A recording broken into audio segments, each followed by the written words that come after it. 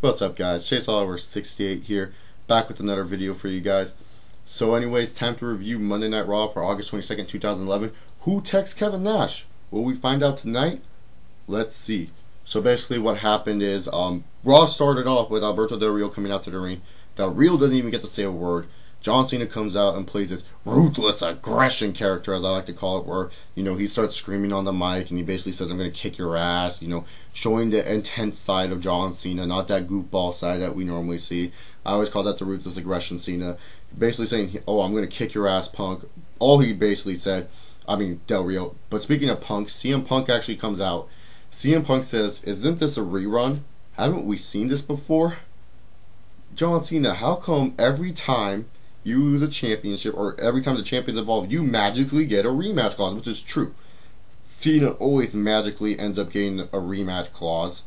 And this leads to, Punk kind of insulting Del Rio, and then kind of saying, you know what, you did the same thing I did. I cashed your money in the bank. Granted, I did it better than you. I'm just saying, you did the same thing as me. It's all fine with me, not a big deal. We're cool, and all this other stuff. And this leads to,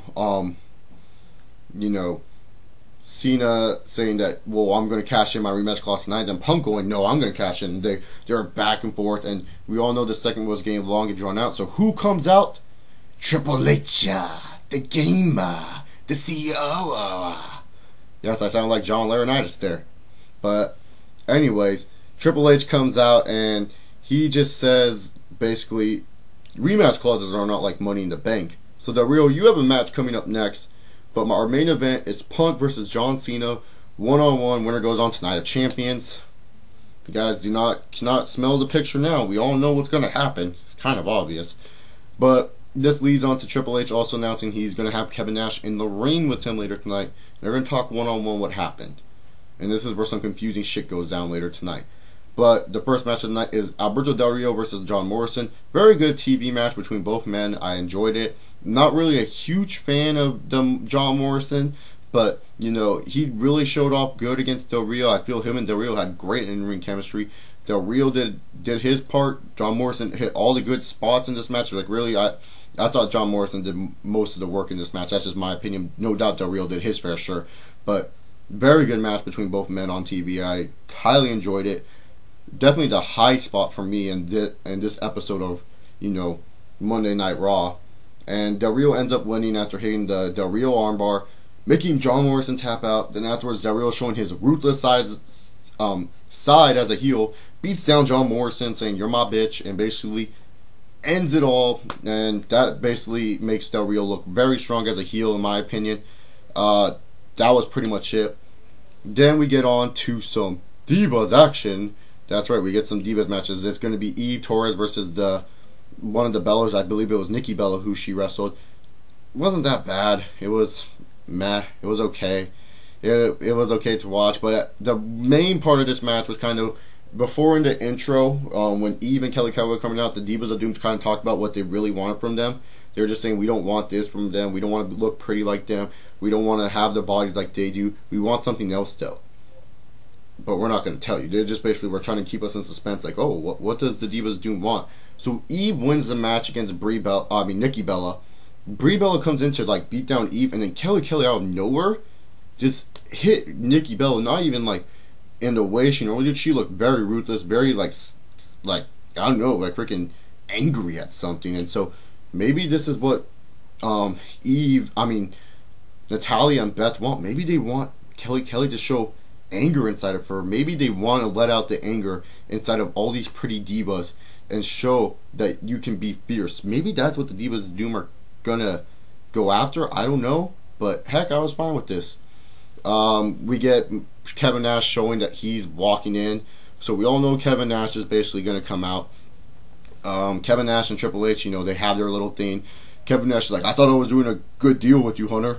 I thought we were friends, you know that. And then Triple H is like, look, Nash, and it was very confusing. You didn't know what the hell was going on. They were just, I seriously thought they were just talking gibberish throughout this whole segment. It was a okay segment, but it was just you're so confused going on. Like, did Triple H send the text or not? Triple H is denying it, and the security, and then Kevin Nash says, you know, I would have kicked Punk's ass. And then CM Punk comes out, basically plays Clue, names off the suspects list of people who probably did text who text Kevin Nash, and you know, this led to some, I don't know what was going on. It was just like basically CM Punk saying that he's gonna kick Kevin Nash's ass, and you know, it was just, oh my god, it was just like, to me it was just so confusing to comprehend all the stuff they were saying.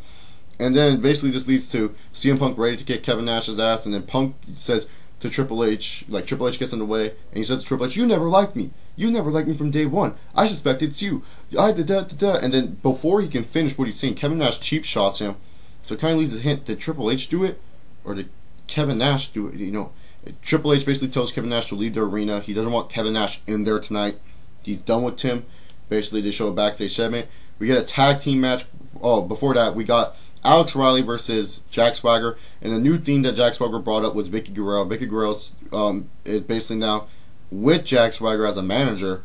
And this is what happened. The match itself was not good at all between A-Riley and Jack Swagger. It was kind of more of a time filler thing. But what happened was Dolph Ziggler came out and distracted Jack Swagger, and he pushed Vicky Guerrero down because he was mad at him or something, like, and Jack looked on and he was like, what are you doing? And could this possibly lead to maybe a Dolph Ziggler face turn, or maybe Swagger and Ziggler fighting for the U.S. title? Who knows? But really, I enjoyed that part just because it was like, you know, okay, we found something that we want to do with Swagger. He's no longer with Cole. We're not going to try to job him out anymore. He's actually a decent talent. A-Rod picked up the win basically because Swagger was distracted. It doesn't really hurt Swagger that much. And also, we still have steam on A-Rod. We have some heat on A-Rod, you know. Not heat, but, you know, basically a little boost for A-Rod. So it's not, he doesn't look totally bad because A-Rod has been kind of not been on a good streak of wins. So it looks fine to me. I wonder if they're going to make a triple threat for Night of Champions featuring these two, and maybe Victory, and maybe getting Vicky involved. That would be interesting in my opinion. But I like what they did here with Vicky Guerrero, getting Vicky Guerrero in as a manager and showing Dolph that he maybe is jealous that Jack Swagger has Vicky Guerrero as a manager now. You know, it sounds good. Then we get on to what I was going to talk about, the tag team title match between Kofi Kingston, Evan Bourne, and remember guys, Michael McGillicuddy, that's right, repping Michael McGillicuddy here, and David Otunga. You know, he was all, you know, Michael. Let's talk about how good Michael McGillicuddy looked in this match. Michael McGillicuddy looked awesome. I'm not gonna lie. Michael McGillicuddy, he came out with that backwards hat, it's a plain black hat, and he looked savage in this. And then he had that tag title, and he was like, yeah, yeah, yeah. And then you heard the song, you can feel the power inside you. I feel the power, Michael McGillicuddy. I feel it.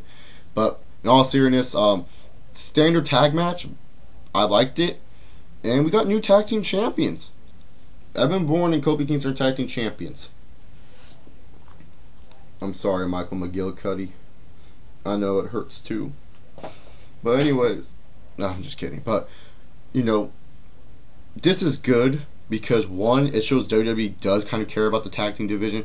Because Michael McGillicuddy and David Otunga, let's face it, they were on a really good tag team. They just were throwing the titles because they were on the Nexus. Nexus was no more. And they really couldn't do anything with the tag team division. But this way, you know, you got Kofi Kingston. You seriously do not know what you're going to do with him as a singles wrestler. You already had him feud with Dolph for the U.S. title. You want to try to move someone else in that U.S. title picture to make it fresh, you know, and you don't really feel Kofi's main event level. Same with Evan Bourne. Evan Bourne, you know, he's really doing nothing as a singles competitor. Make these guys into a tag team, and it's good that they won the tag team titles, especially what happened afterwards. Miz and R-Truth. My friend actually predicted this. He said Miz and R-Truth will form a tag team in the future. And I told him, you're stupid. I don't really think it, but I could see it. And boy, I'm an idiot, so I'm going to slap my face in the camera for that. Ow.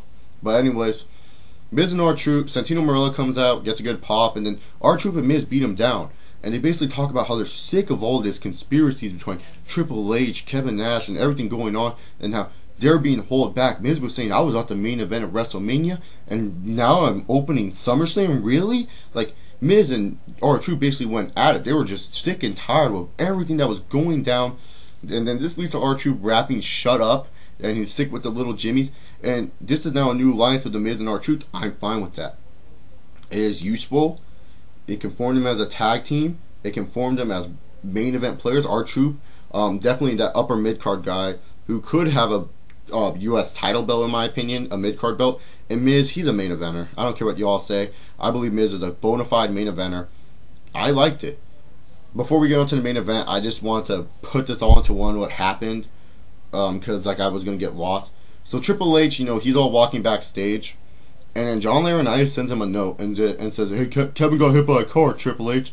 And then Triple H was like, "What?" And then he goes running, because earlier Triple H told Kevin Nash, "Hey, get the fuck out of this arena, I don't want to see you." But he was worried about his friend, so he went running.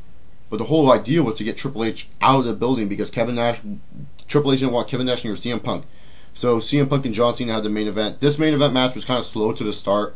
It wasn't like a good slow like their previous two matches, like their Money in the Bank and their SummerSlam matches. It was kind of just like slow. And then it finally got to pick up to pace near the end, hitting their finishers, hitting all these moves. And CM Punk looks like he's going to win from the GTS. Kevin Nash comes out, distracts distracts CM Punk. CM Punk turns around, out of nowhere attitude adjustment. John Cena wins. But at least we can say this, guys. John Cena can at least not beat CM Punk clean. CM Punk can't beat Cena clean. Cena cannot beat CM Punk clean. So, it is what it is. But afterwards, the cool thing was Alberto Del Rio came out. Afterwards, CM Punk just kind of rolled out of the ring, did nothing. CM Punk came out and basically was all like, Del Rio came out and basically beat the living shit out of Cena. Like, he was just going rampant, and John Laurinaitis was trying to separate him, and we're like, no, stop doing this, man. Stop it. Oh, don't do it. And then Alberto Del Rio kept on doing it, and he was hitting him with the belt and everything, and he was just showing his vicious side. I like this.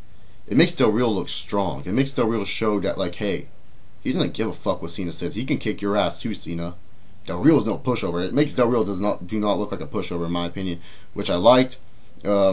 Overall, solid match. Okay, main event.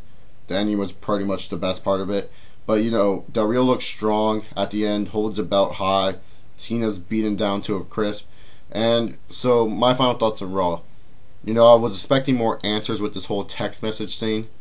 I like that I don't know who it is yet. But at the same time, it was kind of like, I thought last week's Raw was a Raw to play mystery, and this week's Raw would lead up to the conclusion who would be the guy to do the text message. It really didn't. The only thing I liked was the tag team match, and R-Truth and John Morrison. R-Truth and The Miz. I'm slurring all my words.